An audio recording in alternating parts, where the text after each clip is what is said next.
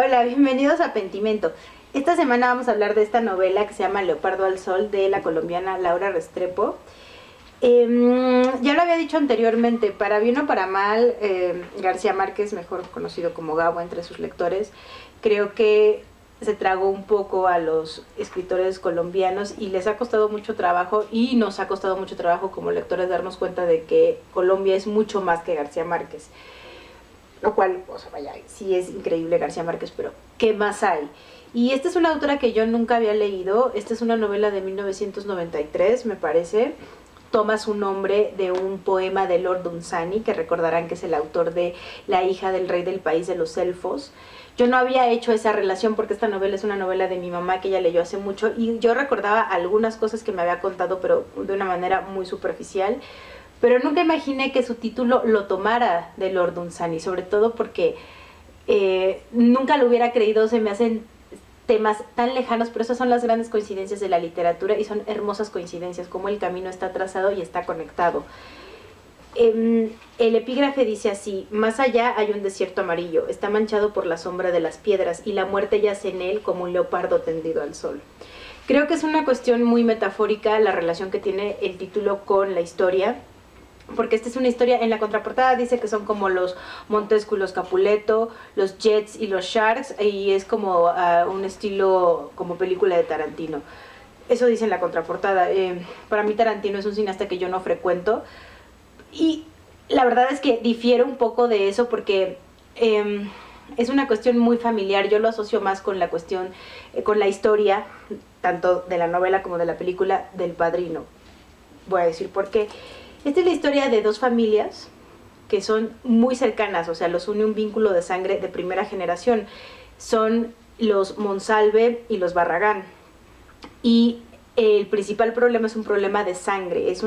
La violencia viene de una deuda de sangre en donde Nando Barragán, que es como el mayor, bueno, es uno de los protagonistas, no recuerdo ahorita si es el mayor, asesina a Adriano Monsalve, que sí es el mayor de los Monsalve, por un lío, así lo dice aquí, de faldas. Quiero hacer un paréntesis aquí. Hay muchas cosas en la novela que ahorita, como vivimos las cosas y como leemos las cosas y como las interpretamos, podríamos considerarlas un poco machistas o misóginas, pero quiero pedirles que no la lean, vean, no la juzguen con los ojos de ahora, simplemente léanla. Y además hay que considerar que nos está hablando de una sociedad.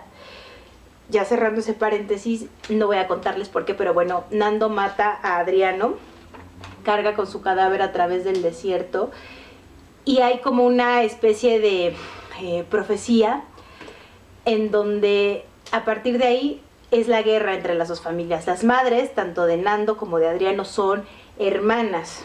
Entonces ellos son primos hermanos. Ellos me refiero a los Monsalve y a los Barragán. Por eso es mucho más complejo que la historia de los Capuleto y los Montesco, los Jets y los Sharks, porque aquí hay un vínculo de sangre directo. Entonces es esta cuestión de la deuda de sangre y la venganza de sangre. Ellos aquí lo dicen la Z, que es como cuando hay que vengar el aniversario, más bien cuando hay que vengar tiene que ser en el aniversario. Y dentro de todo eso tienen reglas. No pueden matar ni mujeres ni niños y no pueden matar durante esa Z. Hay como un tipo de respeto.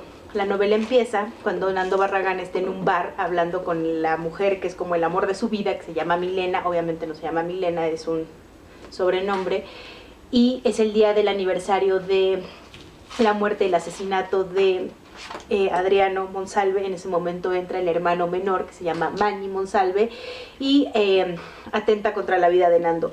Nando se salva y a partir de ahí cuentan el resto de la historia. Es una historia profundamente violenta porque es así, o sea, la violencia que emana de una venganza familiar o no familiar, porque hay muchas cosas que se trazan en la historia que no necesariamente están arraigadas con la cuestión familiar. Hay traiciones, deslealtades, conveniencias, esta cuestión del coto de poder, quien ejerce el poder sobre los demás, en una cuestión familiar, el hermano mayor sobre el hermano menor, o simplemente la persona que es más inteligente, que es incluso que mueve las piezas a su favor. Y el papel de las mujeres es muy importante, porque aparentemente los hombres son los fuertes, en el sentido de la violencia del sexo.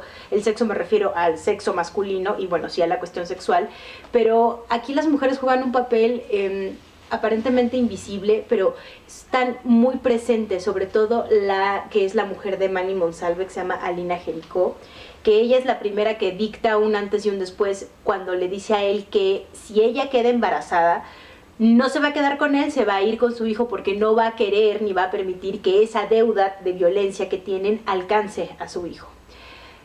Vaya, es un antes y un después porque obviamente eso no es ningún spoiler, es evidente, si no, no lo mencionaría ni la autora ni yo, queda embarazada. Con eso hay otras muchas cosas en la historia.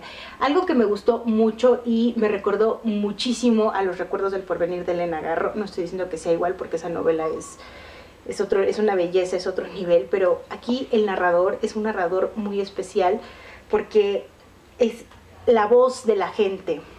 No es como en Los recuerdos del porvenir, que no voy a mencionar quién es el narrador, que es un narrador muy especial.